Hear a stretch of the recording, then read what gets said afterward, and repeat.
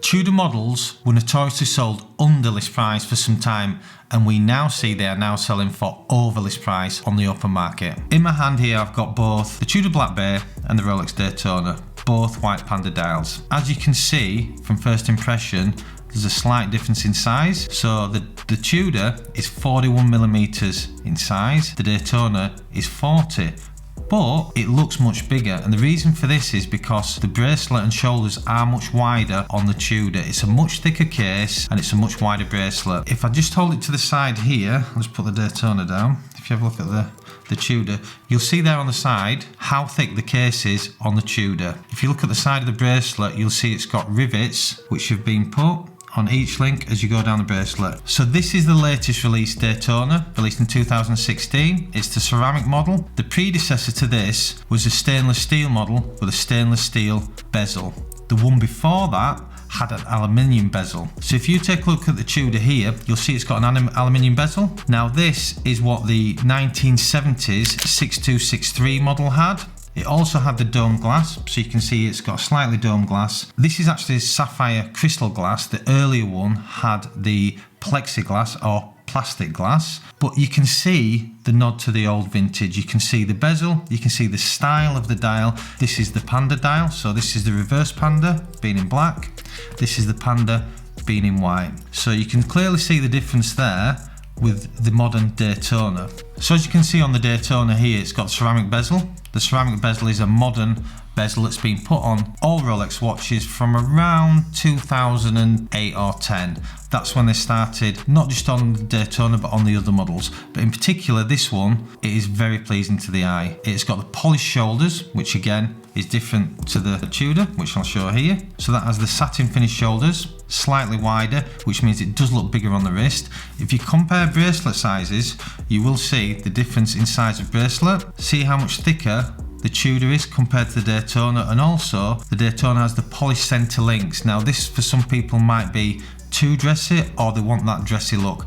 That is what the polished center links are for. We'll go on to the clasps. You'll see the size of the clasp on the Daytona there, and you compare it to the Tudor, there's a huge difference in size. So someone looking for that bigger look, that bigger watch, something that has more wrist presence, they're going to be more pushed towards the Tudor. Also price points, which is something we do need to talk about. The RRP on this, currently list price, which obviously we all know you can't get, is around £11,500. The RRP on the Tudor is around £4,060. So you've got a difference there of, although it being £6,000 or £7,000 on the open market, that has a retail of around £35,000.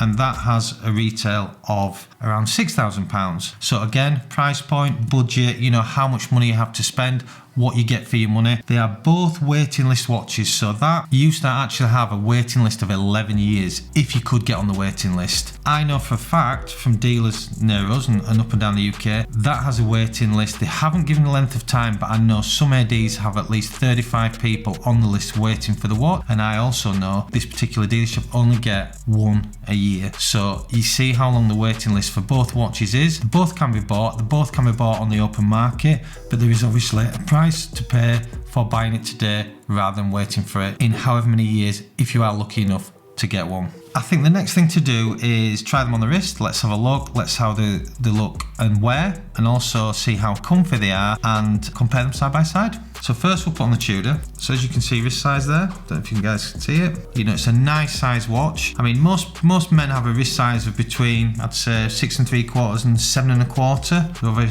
extremes either way, but for somebody like myself who's got a 7 1/4 inch wrist, I think it's a really good size watch. It does fit well on the wrist, as you can see there. Look on the side, look on the side there. And underneath on the bracelet, you know, it is a nice size bracelet. Next, we'll try on the Panda Daytona, one of my personal favourites, if not my all-time favourite watch. As you can see, there's a massive difference on looks on the wrist. How thin is that case compared to the other one? How smaller is the clasp? And how dressier does the polished centre links look? Personally, I love both watches. It's sold at a price point. I mean, anybody that wants or goes for this watch is normally going to want the Panda Daytona. Unfortunately, it is out of reach for a lot of people, and you know, it's something that they possibly will never ever own, which is a shame to say, but there's nothing better than the Panda Daytona. It's the iconic Daytona and model that Rolex has ever produced. It is the Holy Grail, and the Holy Grail for a reason. Most people will not be able to afford the Daytona, but fortunately for you guys, this model is affordable and it is a nice watch. And just to let you know, the black one below there is my personal watch and I do wear it daily. Need I say more?